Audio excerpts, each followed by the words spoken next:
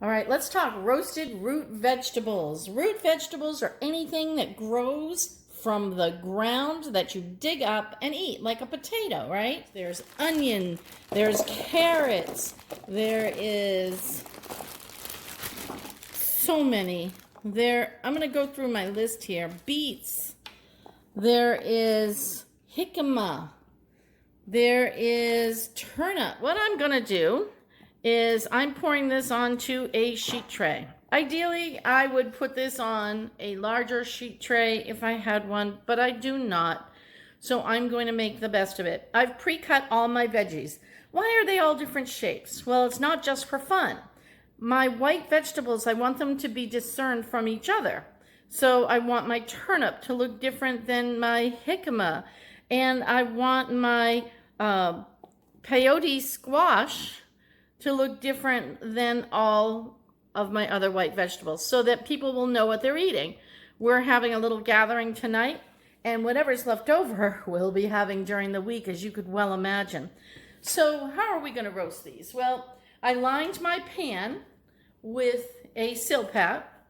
I cut up all my veggies, and now I'm just going to go ahead and give a generous pour of olive oil all over the top of these. Now, you could have done this in a big bowl or in a bag. I'm just going to mix them in the pan. I know. I'm under the gun for time.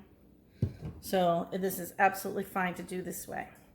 Now, I want you to know and make note that I dropped some fresh garlic cloves in here. Those are going to be amazing.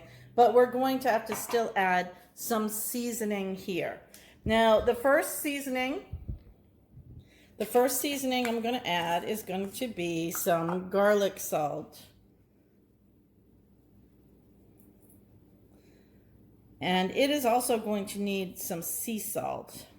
But I want to give this a generous amount of garlic salt. And also some thyme. I also like rosemary in this dish because I think it just gives it such a nice earthy flavor. The thyme does it as well. But let's get my salt in there next.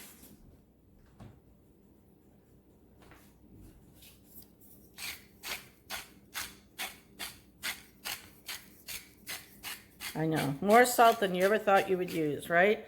Veggies need salt. All right, let's go ahead and get our rosemary sprinkled all over the top. I'll take it right off my knife. Now what I'm going to do is I'm just going to come in and I'm going to move them all around in the pan with my hands. I know a lot of you don't like to put your hands in the food. Doesn't bother me at all. All the old Italian grandmas do it this way. They put their hands right in the food.